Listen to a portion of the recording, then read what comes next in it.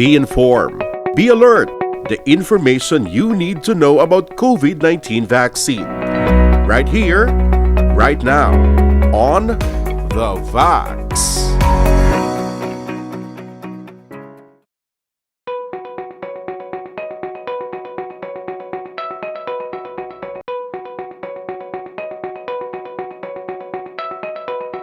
Ang myocarditis amo ini ang inflammation sang muscles sang heart, ginatawag na myocardium. Ang pericarditis naman ang inflammation sang lining sang heart or ang ginatawag nga pericardium. So madamo sang causes kung naga-develop sang myocarditis or pericarditis. Isa na ang infection, no? Any form of infection, bacterial or viral infection pwede nga mag-cause sang myocarditis kag pericarditis. Now, ang mga simptomas ang mga pasyente nga may myocarditis or pericarditis, number one gid nga may ara sila sang chest pain or nagapinot ang ila dughan, no? Nga severe, no?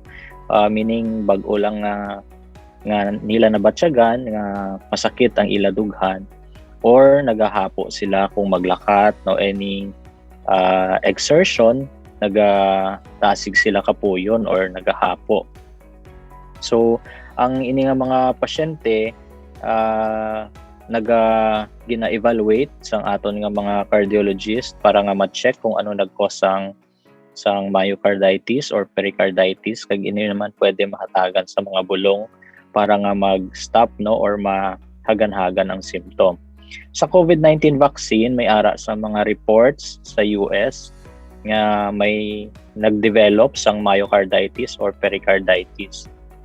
Apang sa pag-evaluate sang mga independent bodies, no, ang ini nga mga occurrence of myocarditis kag pericarditis are very isolated, no, or very small in numbers compared sa nakabaton sang vaccine, no. So pwede nga natabuan lang nga pagkabaton nila sang COVID-19 vaccine nagdevelop ang myocarditis or pericarditis, apang ini man na bulong, no, sa paghatag sang bulong sang aton nga mga cardiologist.